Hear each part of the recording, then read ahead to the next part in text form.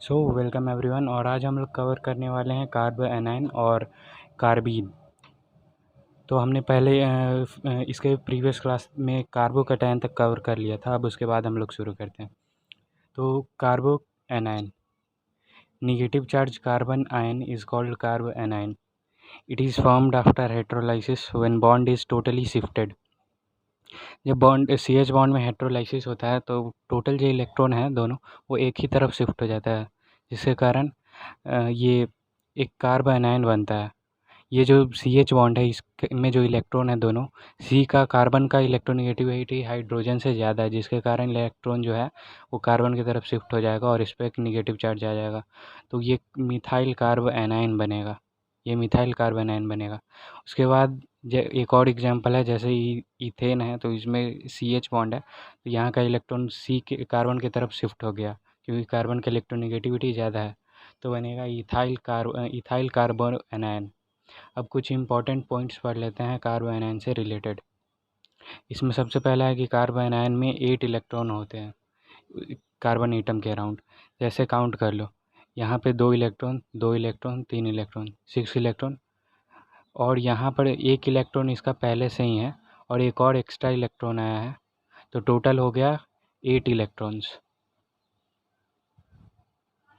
अब second point जो है वो है it has 4 orbitals, therefore its hybridization is sp3। इसमें क्या है कि टोटल इलेक्ट्रॉन्स जो है वो 8 है, orbitals equal to bonds plus lone pair. इसमें बॉन्ड 3 बॉन्ड है, 3 सिग्मा बॉन्ड और 1 लोन पेयर है ये वाला, तो इसलिए टोटल नंबर ऑफ ऑर्बिटल्स 4 हो गए, इसलिए हाइब्रिडाइजेशन जो है वो हो जाएगा sp3 हाइब्रिडाइजेशन। sp3 हाइब्रिडाइजेशन है, इसलिए इसका जो शेप है ऊपर एक लोन पेयर हो गया और ये 3 CH बॉन्ड हो गया, तो इसका जो शेप है वो पिरामिडल शेप है। क्योंकि इसके पास पेयर्ड इलेक्ट्रॉन है तो इसलिए इसका जो नेचर होगा वो ये डायमैग्नेटिक हो जाएगा, that is mu equal to 0। अब बात करते हैं स्टेबिलिटी ऑफ कार्बो एनाइन। तो इसका जो सबसे पहला पैरामीटर है वो है रेजोनेंस। तो जिसका जितना ज़्यादा रेजोनेटिंग स्ट्रक्चर होगा उतना ही ज़्यादा वो स्टेबल होगा। यहाँ जो CS है इसका मतलब है कैनोनिकल स्ट्रक्चर। रेजोनेटिंग स्ट्रक्चर को कैनोनिकल स्ट्रक्चर भी कहते हैं। जैसे ट्राइफिनाइल कार्बोएनाइन का 15 रेजोनेटिंग स्ट्रक्चर है, डाइफिनाइल कार्बोएनाइन का 10 रेजोनेटिंग स्ट्रक्चर, बेंजाइल कार्बोएनाइन का 5, और फिर से एलाइल कार्ब एनायन है, एलाइल कार्ब एनायन। तो इसलिए ट्राइफिनाइल कार्बोनाइन सबसे ज़्यादा स्टेबल, फिर डाइफिनाइल कार्बोनाइन, फिर बेंजाइल कार्बोनाइन, और फिर एलाइल कार्बोनाइन। उसके बाद दूसरा एग्जाम्पल है 3 डिग्री कार्बोनाइन, 2 डिग्री कार्बोनाइन और 1 डिग्री कार्बोनाइन। तो जो CH3 है इस पर -I इफेक्ट लगता है, ये इलेक्ट्रॉन को और रिपेल करता है अंदर। इसके लिए ये क्या करेगा कि कार्बन पे और निगेटिव चार्ज जो है बढ़ा देगा इलेक्ट्रॉन दे करके, तो इसलिए और ये ज़्यादा अनस्टेबल हो जाएगा। तो इसलिए जितना कम CH3 ग्रुप रहेगा -I ग्रुप, उतना ही ज़्यादा स्टेबल होगा। इसलिए 1 डिग्री इसलिए मिथाइल कार्बोनाइन सबसे ज़्यादा स्टेबल होता है, फिर 1 डिग्री कार्बोनाइन, फिर 2 डिग्री कार्बोनाइन, फिर 3 डिग्री कार्बोनाइन। इसके बाद अब हम लोग पढ़ेंगे कार्बीन के बारे में। तो carbene is a rarely found intermediate which is prepared by photochemical reaction of डाइजोमीथेन।